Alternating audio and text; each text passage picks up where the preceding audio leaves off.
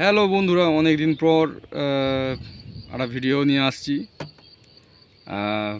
সেটা হচ্ছে আজকের বলবো রচনা ব্যানার্জির নামে। রচনা ব্যানার্জি না, ন্যাকামি ব্যানার্জি। আহা শোনা গো, যেন কিছুই জানতো না, ফিটারে দুধ খায়, কচি শিশু ন্যাকামি ব্যানার্জি।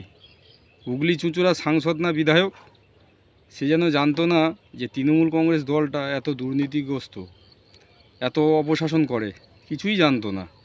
ন্যাকা এরা, মানে এর থেকে ছোট ছোট বাচ্চারাও জানে কোন রাজনৈতিক দল কেমন, কিংবা কোন দলকে সাপোর্ট করছে বা কী অবস্থা পশ্চিমবাংলায়।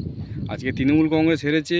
বিগত 15 বছরে যে পরিমাণ দুর্নীতি আর অপশাসন করেছে, তার জন্য সাধারণ মানুষ বা বিজেপি ভোটার যারা, তারা বিজেপিকে জয়যুক্ত করে এনেছে, আজকে শাসনে রেখেছে রাজ্যের।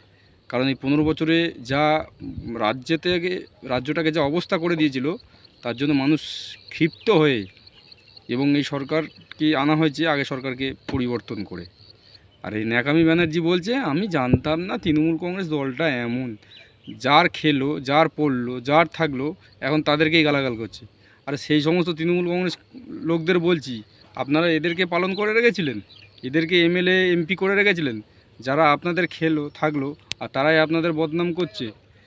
এই চারিদিকে দেখবেন যারা দুর্নীতিগ্রস্ত বা অপশাসন করছে, যেসব তৃণমূল নেতা নেত্রীরা, তাদের গায়ে দেখবেন সাধারণ মানুষ ডিম ছুটছে। ঠিক আছে, এটা ওদের না ছুড়ে আপনারা যারা তৃণমূল কংগ্রেস কর্মী বা তৃণমূল সাপোর্টার, তারা এদেরকে ছুড়ুন, যারা আপনাদের ঘরে থাকলো, খেললো, পড়লো, নেতা মন্ত্রী হলো, তাদেরকে আপনারা ছুড়ুন।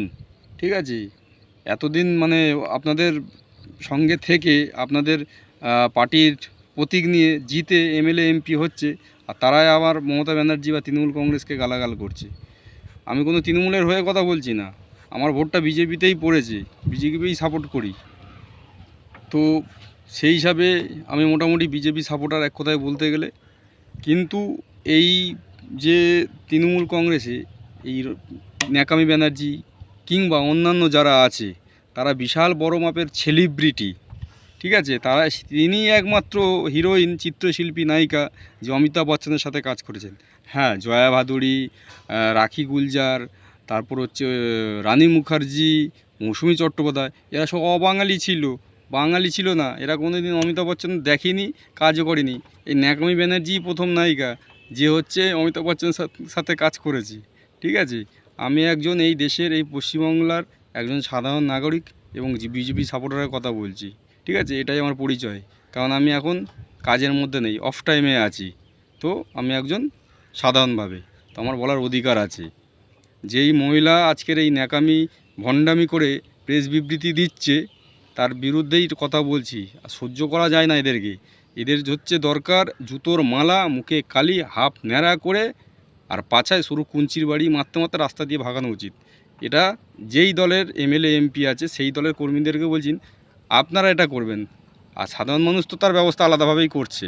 হ্যাঁ, তা বলে আমি কোনো উস্কানিমূলক মন্তব্য করছি না ভেবে যে আপনারা করবেন। আপনাদের ব্যক্তিগত মতামত, আপনারা কি করবেন, এটা আমার মনের আবেগের কথা বলছি, যে এদেরকে এই ধরনের ট্রিটমেন্ট দেওয়া উচিত।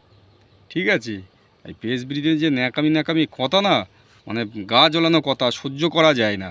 বাধ্য হয়ে আজকে ভিডিওটা পোস্ট করছি সোশ্যাল মিডিয়াতে, যে এদের মুখোশগুলো মানে যে বেরিয়ে আসছে, এদের থেকে সাবধান হন।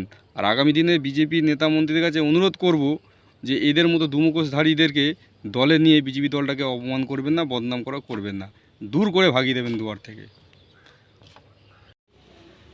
তো বন্ধুরা সবাই ভিডিওটা দেখলেন এবং শুনলেন। যদি কিছু ভুল মন্তব্য করে থাকি তার জন্য ক্ষমা প্রার্থী, এবং আপনারা আপনাদের মতামত দিতে পারেন যে কোন জায়গাটা ভুল বলেছি, তাহলে আমি সেই জায়গাটা শুধরে নেব।